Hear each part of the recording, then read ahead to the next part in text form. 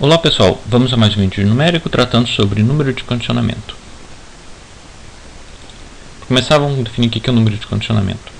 Na hora de resolver um sistema ax igual a y aqui, normalmente eu vou ter erros na entrada do problema, em y. E isso vai afetar os erros na saída do problema, que é a solução, em x, que deveria ser x, em vez de ter x eu tenho x mais Δx.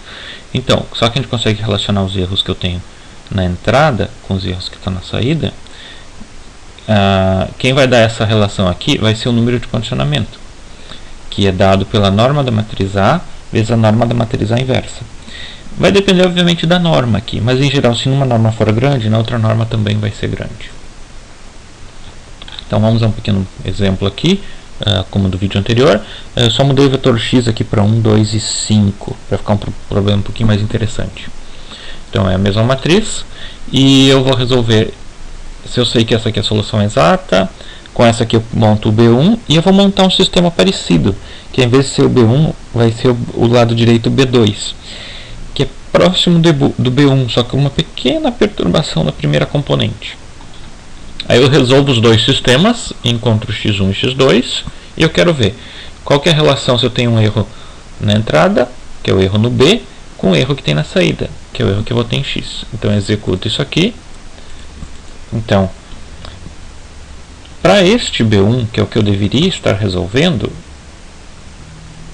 só que em vez dele eu vou usar este B2 aqui. Notem a perturbação está aqui, ó, nesta casa decimal. Para B1 eu encontro x1 e para B2 eu encontro x2. Quão próximos estão essas duas soluções aqui? Visualmente a gente consegue ver aqui, ó, por exemplo, na segunda componente, isso aqui deveria ser 2 alguma coisa. Só que está dando 1,98. Ó. Nesta casa decimal aqui eu já tenho um problema, né? Deve ser um 9 aqui. E aqui eu tenho 4,99999, aproximadamente 5. Só que aqui eu tenho 5,00 e eu já tenho um 9 aqui na quarta casa decimal. Então, se eu olhar para o erro, para o resíduo de x2, o que eu obtenho?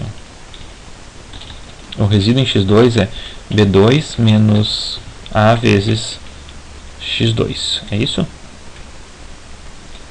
Tem que o resíduo é bem pequeno, é da ordem de 10 na menos 14.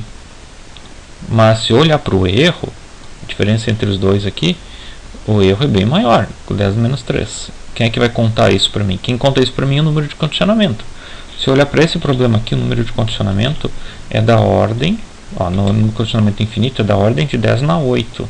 O número de condicionamento, até se eu calcular numa outra norma aqui, eu botei K1, mas devia ser K-inf, alguma coisa assim. Fica mais claro, né? O K1 é a norma 1 da matriz, vezes a norma da inversa, vezes a norma 1 da inversa. Também são aproximadamente 10 na 8. Então, o número de condicionamento está me dizendo assim, se eu cometer erros na entrada, os erros vão ser amplificados 10 na 8 vezes. Quanto que é o erro na entrada aqui? O erro na entrada é o tamanho da perturbação que eu ponho no B, do B1 para o B2. Ok?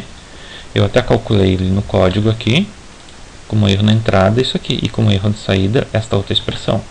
Então, o erro na entrada é da ordem de 10 na menos 10, que é bem pequeno, né? Aquele é o valor que tinha.